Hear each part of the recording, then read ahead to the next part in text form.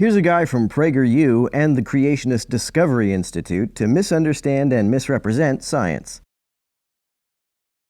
In a recent interview, while I was presenting some scientific discoveries that may point to the existence of God, a camera operator, a young woman whom I'll call Maria, began to weep visibly. While she was still shooting, you could see her weeping from behind the viewfinder of one of those huge broadcast cameras. Maybe the animator's depiction isn't accurate, or maybe this story is made up. Later she told me the reason for her tears. Like many young people, Maria believed in God when she arrived in college.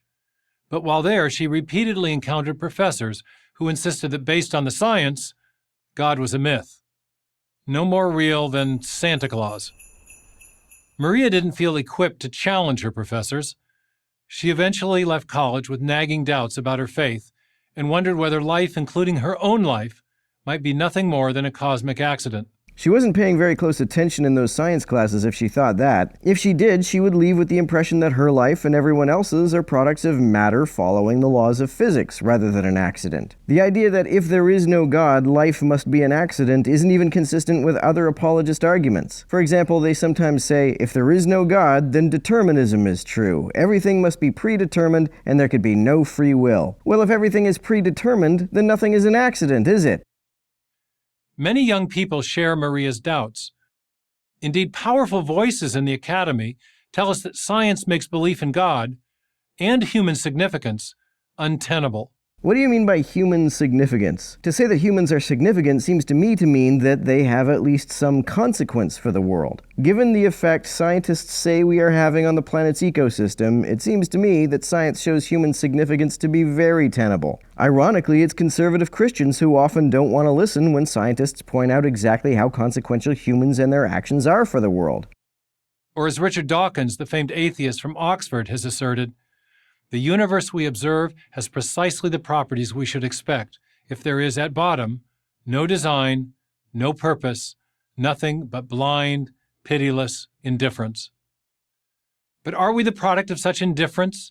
That is, purely materialistic processes that did not have us in mind, as another scientific atheist has put it? Does the universe have the properties we should expect if this all there is matter vision of reality is correct? Well, folks don't really say that all there is matter. There is also energy and space-time. What would it even mean for anything else to exist? Perhaps not. 3 major scientific discoveries contradict the expectations of scientific atheists and point instead in a distinctly God-friendly direction. First, the Big Bang. Discoveries in observational astronomy and developments in theoretical physics have revealed that the universe had a beginning. There's nothing about atheism that implies that the universe has an infinite past. Even if space-time is finite in the past, that doesn't make it any more coherent to say that it had a creator. You can't create something that already exists, and there was never a time when space-time didn't already exist, even if its first moment was the Big Bang a finite amount of time ago. This is contrary to the expectation of scientific materialists who long portrayed the universe as eternal and self-existent, and therefore in no need of an external creator. And now we see it as past finite and in no need of an external creator. In fact, since eternal is a spatial orientation, it is contradictory to say that anything is external to space itself. It's like saying God is in a space that's not space. It makes no sense. This evidence for a beginning has instead confirmed the expectation of theists. Nobel laureate Arno Penzias helped make a key discovery establishing a cosmic beginning. He later observed, "The best data we have are exactly what I would have predicted, had I nothing to go on but the first 5 books of Moses and the Bible as a whole." Really? The first 5 books of the Bible made you expect data that clearly imply a several billion-year-old universe? And he's not alone. Cosmological evidence has led other prominent scientists, including former MIT physicist Gerald Schroeder and the great Caltech astronomer Alan Sandage, to affirm a transcendent creator beyond space and time as the best explanation for the origin of our finite universe. I think an explanation would have to be coherent before it could be the best. Saying a creator is beyond space and time has the same contradiction problem as saying that a creator is external to space-time. Something can't have a spatial orientation independent of space. And again, since space-time has always already existed, it could not have been created. Second, fine-tuning.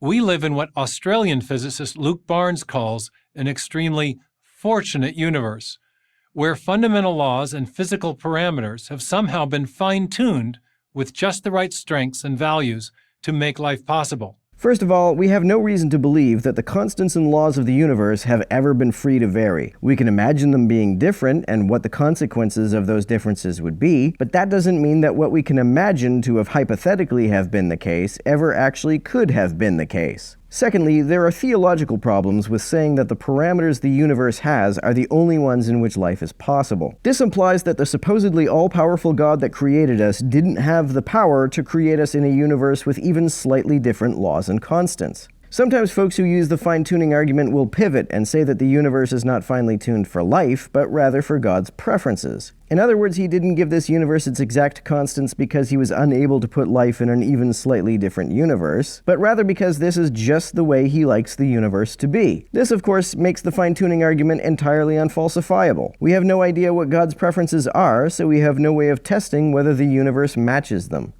The incredible odds against this happening by chance has led even agnostic and atheistic physicists to marvel. As British physicist Paul Davies has exclaimed, the impression of design is overwhelming. That's not an explanation. That's an assertion cited without evidence or argument. Atheist physicist George Greenstein expresses similar cognitive dissonance. The thought insistently arises that some supernatural agency must be involved. Which means what exactly? What is the supernatural even supposed to be? Third, the complexity of life. It's a complete non sequitur to infer intelligence from complexity. In fact, in many ways, our bodies are more complex than an intelligent designer would make them. Like how the laryngeal nerve branches from the vagus nerve and tucks itself under the aorta to get to the larynx instead of going straight from the vagus nerve to the larynx. Why would an intelligent designer do it this way? The only rebuttals I hear are God knows better than you, or God is an artist, not an engineer, both of which amount to arguing that God's design is frequently impossible to distinguish from blind trial and error, which is not very convincing. If it looks like trial and error, I think the simplest explanation is that it is. Molecular biology has revealed the presence in living cells of an exquisite world of informational nanotechnology. Calling it technology presupposes that it had an inventor, and creationists love to use the word information because they think that it can only exist if created by an intelligence. This is not the case. Information is simply non-randomness, which does not need to be imposed by a conscious mind, no matter how complex that non-randomness is. To believe otherwise is to make the baseless assumption that the default state of reality is chaos, and that order must therefore be deliberately imposed. Digital code in DNA and RNA, tiny, intricately constructed molecular machines, a complex information storage, transmission, and processing system that resembles but vastly exceeds our most advanced digital high technology. Yet which has many more pointless inefficiencies than any of our technology. Not what anyone would expect to see as the result of blind, materialistic processes. It's what I expect to see. In fact, I don't know how it could be the product of anything other than materialistic processes, because I have no idea what could coherently be the alternative. Dawkins himself may have conceded as much when he recently confessed to being knocked sideways with wonder at the miniaturized intricacy of the data processing machinery in the living cell. I think you have to be pretty exegetically creative to interpret that as a concession that biology is not blind or materialistic. So what should we make of all this? For their part, scientific atheists have constructed ever more convoluted and fanciful theories. They posit alien designers to account for the code of life. Citation needed. Sometimes scientists hypothesize panspermia as an explanation for the origin of life, but I've never heard anyone infer that it could account for its complexity. Multiple parallel universes to try to explain fine-tuning. I don't think you need multiple universes to explain why the constants of the universe are the way they are, but that's certainly a more coherent idea than a timeless, spaceless, disembodied mind. And they've developed elaborate mathematical equations in an attempt to use physics to show how the universe could have begun from nothing physical. No, they don't show how the universe could have begun from nothing, because there never was nothing. Even if the universe is finite in the past, there was never a state of affairs in which it did not already exist, and therefore it could not have been created. But what if the scientific atheists are just wrong? What if the universe has precisely the properties we should expect if there is an intelligent and purposeful creator behind it all? The idea that the universe's laws and constants were at some point free to vary, and only the very specific laws and constants we have could produce and sustain life, is precisely the opposite of what we should expect if an all-powerful being created us. If we were created by an entity which can do anything, I'd expect to see us living in a universe in which our evolution and survival seemed miraculously inconsistent with our environment. The fact that our survival seems so contingent on just the right environmental conditions is the opposite of what I would expect if we were created by an all-powerful intelligence. This is another argument that exists in tension with other apologist arguments. They say that the universe is precisely fine-tuned for our evolution and survival, but also they sometimes argue that God must have guided our evolution miraculously because we are too complex to be products of nature. If God is going to divinely intervene to supernaturally guide our evolution, why bother finely tuning the universe for us in the first place? Why make us through partly material but also partly miraculous means? Let me guess, God was playing a 4D chess game that mere mortals can't understand? In my book, Return of the God Hypothesis, I argued that the universe has precisely such properties. And that raises a hopeful possibility, that we are not the product of blind, pitiless indifference. Given the amount of suffering in the world, if we were created by an all-powerful God, that would only mean that we are the product of conscious, deliberate indifference.